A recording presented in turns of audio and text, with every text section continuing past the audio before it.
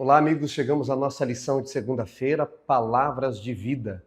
Você se lembra que em Mateus capítulo 4, no deserto, na primeira tentação, quando Jesus estava com fome, o diabo disse: "Se tu és o Filho de Deus, transforma pedras em pães."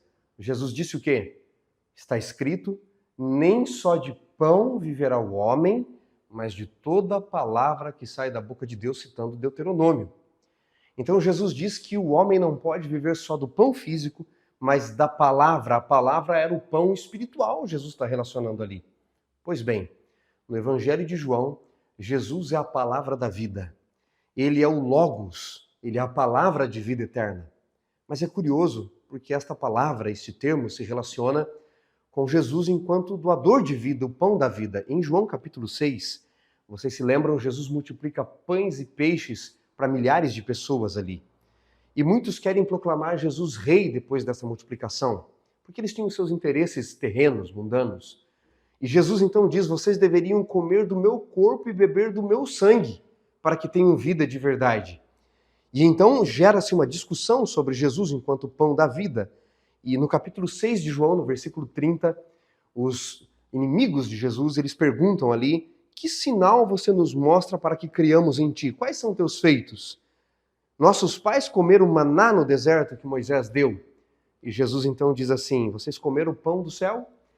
Eu sou o pão que desceu do céu." Então Jesus diz que ele, enquanto ação divina, a palavra criadora de vida, ele é também a palavra da vida e, neste sentido, o pão da vida, o pão que desceu do céu. Ou seja, o maná no deserto, que Moisés deu ali, não é? Deus através de Moisés por 40 anos, era um símbolo de Jesus que viria. No deserto, onde você tem só areia, eu já tive a oportunidade de morar e sempre vou para o Oriente Médio, é só areia. Gosto muito de passear e gravar ali no deserto. E você tem que levar o seu lanche, sua água, não tem mais nada ali. Hoje, no século XXI, imagina naquele tempo. Então, para um povo, num ambiente tão hostil quanto o deserto, água e pão era o básico da sua vida. O pão era o seu alimento principal, que eles faziam ali a partir dos trigos que plantavam no pouco vale fértil que tinham. Jesus diz: "Pois bem, assim como o pão é um dos alimentos principais para vocês aqui, eram os pães de cevada, especialmente para os pobres, eu sou o pão que desceu do céu." E é curioso porque a palavra lechem, em hebraico, pão, forma o nome de uma cidade muito conhecida em Israel, ali na Judéia, onde Jesus nasceu. Belém, Beit Lehem, de onde vem a palavra Belém. Beit, a casa, Lehem, pão, a casa do pão. E Jesus diz em João capítulo 6, "Eu sou o pão", no versículo 35. Eu sou o pão da vida. O pão nasceu na casa do pão, não é? O Lehem nasceu em Beit Lehem. O que é que Jesus está nos convidando aqui, amigos? Ele está dizendo: se você comer da minha carne e beber do meu sangue, mas isso é sentido metafórico, não é literal. Porque lá na Santa Ceia, em João 13, quando ele vai partir o pão, se lembram? Ele diz assim: "Este é o meu corpo dado por vós." Então, ter o pão da vida é nós aceitarmos o sacrifício de Cristo, que ele morreu em nosso lugar.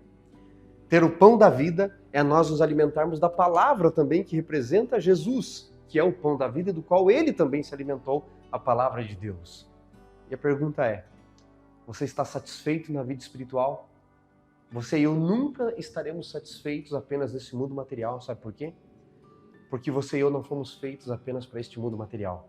Sempre vai faltar algo, sempre restará algo a buscarmos. Sempre vai faltar algo, e o que vai faltar é o pão da vida, Jesus. É o espiritual, porque você e eu fomos criados para a eternidade. Temos que buscar o pão eterno. Que Jesus seja o primeiro, o princípio e o fim da sua vida sempre.